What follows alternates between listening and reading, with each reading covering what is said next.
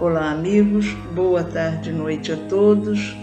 Bem-vindos a mais esse Momento de Maria, nosso momento de encontro, de oração, de reflexão, sempre começando com a leitura de um texto do Evangelho segundo o Espiritismo, codificado por Allan Kardec. Que Jesus nos oriente a cada um de nós, ao ouvirmos suas palavras, tirarmos o melhor proveito, a melhor lição que cada um de nós necessita. Capítulo 18, muitos são chamados e poucos os escolhidos. Item 3, a porta estreita. Entrai pela porta estreita, pois a porta da perdição é larga, e o caminho que a ela conduz é espaçoso, e há muitos que por ela entram. Como a porta da vida é pequena, como o caminho que a ela conduz é estreito, e como há poucos que a encontram. Mateus, capítulo 7, versículos 13 e 14. Alguém da multidão lhe perguntou: Senhor, são poucos os que se salvam? Ele respondeu: Fazei esforços para entrardes pela porta estreita, pois vos asseguro que muitos procurarão por ela entrar e não poderão. E quando o pai de família tiver entrado e tiver fechado a porta, e que, estando do lado de fora, começardes a bater a porta, dizendo: Senhor, abre-nos, ele vos responderá: Eu não sei de onde sois. Então recomeçareis a dizer: Comemos e bebemos na vossa presença e ensinastes nossas praças públicas. E ele vos responderá: Não sei de onde sois. Afastai-vos de mim, vós todos que cometeis iniquidade. Então haverá choros e ranger de dentes, e quando virdes que Abraão, Isaque, Jacó e todos os profetas estarão no reino de Deus, e que vós, outros, ficareis excluídos. Virão do Oriente e do Ocidente, do setentrião, que é o norte, e do meio-dia, que é o sul. Muitos que terão lugar na festa do reino de Deus, muitos dos que terão lugar nas festas do reino de Deus. Então, aqueles que foram os últimos serão os primeiros, e os que forem os primeiros serão os últimos. Lucas, capítulo 13, versículos de 23 a 30. Larga é a porta da perdição, porque as más paixões são numerosas, e o caminho do mal é frequentado pela maioria. A da salvação é estreita, pois o homem que quer transpô-la deve fazer grandes esforços para vencer as suas más tendências, e poucos se submetem a isso. É o complemento do ensinamento moral. Muitos são os chamados e poucos os escolhidos. Tal é o estado atual da humanidade terrena, pois, sendo a terra um mundo de expiação, nela o mal predomina. Mas, quando se transformar, o caminho do bem será o mais frequentado. Esse ensinamento deve ser entendido na sua verdadeira significação, e não no sentido que as palavras expressam. Se fosse esse o estado normal da humanidade, Deus teria voluntariamente condenado à perdição a imensa maioria das suas criaturas. Suposição inadmissível, desde que se reconheça que Deus é todo justiça e bondade. Mas de quais faltas esta humanidade seria culpada para merecer uma sorte tão triste no presente e no futuro, se estivesse na sua totalidade relegada à terra e se a alma não tivesse tido outras experiências? Por que tantos entraves no caminho? Por que essa porta tão estreita para ser transposta por tão poucos, se a sorte da alma está definitivamente fixada após a morte? É assim que, com a ideia de uma única vida, o homem está sempre em contradição consigo mesmo e com a justiça de Deus. Com a vivência anterior da alma, a pluralidade dos mundos, o horizonte se alarga. A luz ilumina os pontos menos esclarecidos da fé. O presente e o futuro tornam-se solidários com o passado. E então, só assim se pode compreender toda a grandeza, toda a verdade e toda a sabedoria dos ensinamentos morais do Cristo. Nesse primeiro parágrafo, que é o do Evangelho de Mateus, do capítulo 7, versículos 13 e 14, Jesus nos faz uma advertência sobre como é larga a porta da perdição, das nossas paixões, da nossa vulnerabilidade. Depois, no item 5, Kardec fala do atual estado da humanidade. E ele nos lembra que nós estamos na Terra, mundo de provas e expiações, com predomínio do mal, como ele já nos alerta no começo do Evangelho, né? No capítulo em que ele fala exatamente sobre a pluralidade dos mundos. Seria muita imaturidade nossa pensar que tudo que existe, esse universo imenso, é composto apenas desse lugar. Seria talvez apequenar Deus, né? Torná-lo muito, muito pequeno. Mas ele frisa aqui, Kardec, que diz assim: tal é o estado atual da humanidade. E nós sabemos que estamos num momento de transição, passando desse mundo de provas e expiações para um mundo regenerado. O convite está feito. A multidão é muito grande e a porta estreita. Passaremos por ela ou não, segundo as nossas vivências, segundo o nosso entendimento, segundo a nossa prática evangélica. E ele nos lembra aqui, né, que da pluralidade da vida, da reencarnação. Seria, como ele diz, né, restringir muito Deus à pequenez, se só essa vida houvesse e a partir dela, a partir só desse momento tão pequeno em termos de eternidade, nós tivéssemos o nosso futuro traçado. Mas vivemos hoje colhendo os frutos que plantamos no passado. E se permanecemos nesse mesmo tipo de plantio, teremos novamente o mesmo tipo de colheita. Ou seja, dificilmente passaremos para o mundo de regeneração. Teremos que continuar num mundo de provas e expiações, caminhando para outros mundos, outros orbes. E esse item, quando fala de paixão, nos lembra do Livro dos Espíritos, no livro 3º, sobre a perfeição moral, o item 2, das paixões, das questões 907 até 912. Na 907, Kardec pergunta sobre o princípio das paixões, né? O princípio das paixões, sendo natural, é mal em si mesmo, porque a gente se deixa muitas vezes levar por paixões, mas também não para pensar o que realmente significa paixão. Foi uma paixão. E ele diz: não, a paixão está no excesso provocado pela vontade. Ele não, os espíritos, né? Pois o princípio foi dado ao homem para o bem, e as paixões podem conduzi-lo a grandes coisas. O abuso a que ele se entrega é que causa o mal. É sempre o excesso. Jesus sempre nos convida e nos mostra a necessidade do meio termo, do equilíbrio, da sobriedade.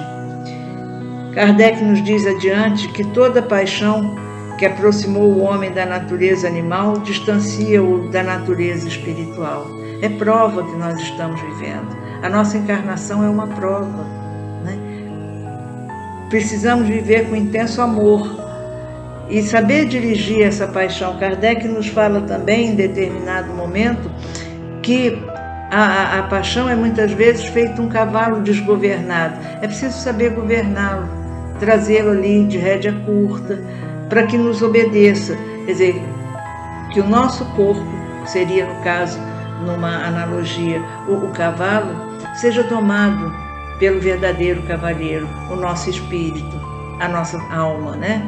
Então, e ele diz também que todo sentimento que eleva o homem acima da natureza animal anuncia o predomínio do espírito sobre a matéria e o aproxima da perfeição. E é esse o convite da porta estreita, que vamos deixando a matéria, nos afastando um pouco dela, vivendo mais a nossa espiritualidade, sendo seres espirituais melhores. É esse o convite de cada reencarnação nossa. Então fica o convite, mais um convite, né? Para que se leia esse item 2 do livro 3º, as questões de 907 até 912. Nessa pergunta: qual o meio mais eficaz de se combater a predominância da natureza corpórea? Os espíritos respondem: praticar a abnegação. Pensemos nisso e até a próxima semana. Que seja uma semana de muita paz para todos nós. Graças a Deus. Hoje nós vamos ler Tempo para Entendimento, mensagem de Francisco Cipriano, irmã Germana, psicografado por Celi Durão durante os trabalhos no MAP. Determinação. Hoje quero lhe falar sobre determinação. Todo processo de mudança é um processo lento e muitas vezes doloroso. Não pense que a transformação pode ser instantânea. Aí é que entra a determinação. Para que haja mudança de comportamento, é preciso querer. Os desvios são naturais. O firme propósito de mudar já faz com que o processo se inicie. Reformular. É preciso que haja força de vontade para transformar o que nos foi ensinado e que vemos à nossa volta. Queixamo-nos dos problemas materiais que nos afligem. Até que ponto não deixamos que isso aconteça? Há que se ter determinação de examinarmos nossos controles, evitando gastos supérfluos.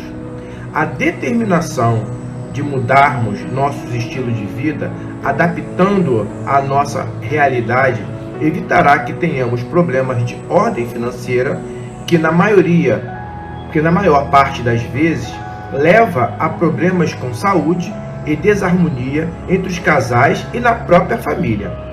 A determinação de prosseguirmos na busca do amor, da transformação interior, requer um contínuo esforço no estudar, sorver os ensinamentos que nos foram passados pelos nossos grandes mestres e que tantos trabalhadores do bem se encarregam em repassar.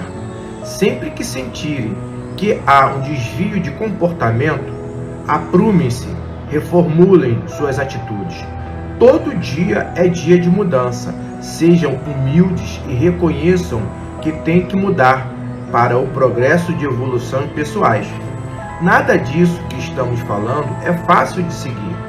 Não basta ouvir e se não houver um esforço para mudanças, fica o dito pelo não dito. O exercício diário da luta pela sobrevivência terrena tem que ser acompanhado pelo exercício diário de nossa evolução espiritual, e isso se faz com prática da caridade, do amor ao próximo, doar o seu amor, sem nada receber em troca. Aparentemente, nada receberão em troca, mas o engrandecimento pessoal será recompensa pelos seus atos. Há necessidade de uma incessante procura, tentar entender, não aceitar sem entender, ouvir aqueles que têm o que dizer através da experiência e dos dons que lhe foram concedidos para o esclarecimento das doutrinas do amor divino. Todos os caminhos nos levam a Deus, mas esses caminhos têm que ser percorridos, espalhado a caridade e o amor de todos. Fique na paz do nosso Senhor Jesus Cristo e de São Francisco de Assis. Deus o acompanhe. Que assim seja. Graças a Deus. Diante de tanta dor, tanto sofrimento, tantas angústias, tanto desespero que temos presenciado e vivenciado nos últimos tempos, é chegado o momento de paz, de serenidade, de alento trazido aos nossos corações neste encontro com nossa doce e amada Mãe Maria, que já nos aguarda, como sempre jorrando suas bênçãos sobre todos nós, trazendo o conforto necessário aos nossos corações sofridos, o alívio às nossas dores, sempre se fazendo presente com seu amor incondicional. Entremos em sintonia com nossa doce e amada Mãe Maria.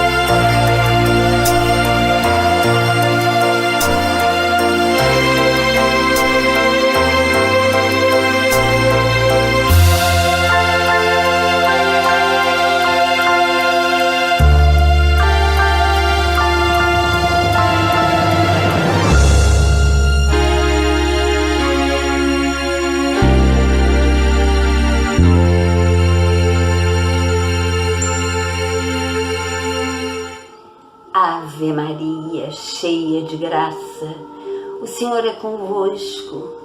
Bendita sois vós entre as mulheres, bendito é o fruto do vosso ventre, Jesus.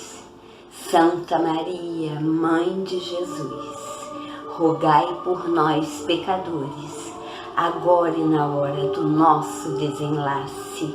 Que assim seja, graças a Deus. Pai nosso que estais no céu, santificado seja o vosso nome.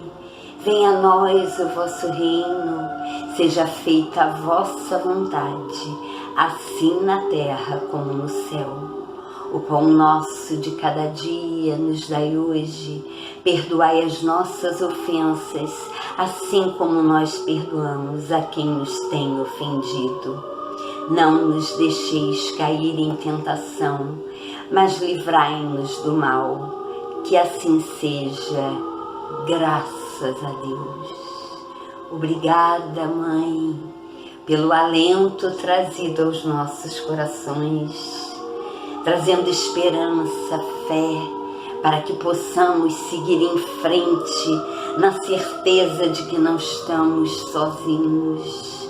Obrigada pelo teu amor incondicional, por estares sempre atenta a todas as nossas dores, as nossas necessidades maiores, passando à nossa frente, amparando-nos nos momentos mais difíceis. Gratidão, Mãe, gratidão por estares sempre, sempre junto a nós. Paz e bem, paz e luz, paz, muita paz. Perdoar. Quando perdoo, percebo a integralidade. Que alegria estar em sintonia com a energia divina que me envolve e me anima.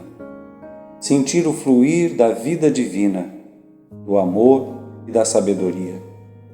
Mas às vezes essa alegria me escapa. Quando me sinto em desacordo, examino minha mente e meu coração para ver se há algo ou alguém que preciso perdoar. Se fechei meu coração para outra pessoa ou até para mim mesmo, o perdão o abrirá. A falta de perdão, guardando ressentimento ou raiva, bloqueia o fluxo da energia espiritual e me leva a me sentir separado de Deus. Quando perdoo, sigo em frente com leveza e liberdade. Mais uma vez, sinto o amor divino e a alegria preenchendo minha mente e meu coração. Redescubro a presença de Deus e me sinto em paz comigo mesmo e com todos os outros. Pois, se perdoarem as ofensas uns dos outros, o Pai Celestial também lhes perdoará. Mateus 6,14. Paz e bem, paz e luz, paz, muita paz.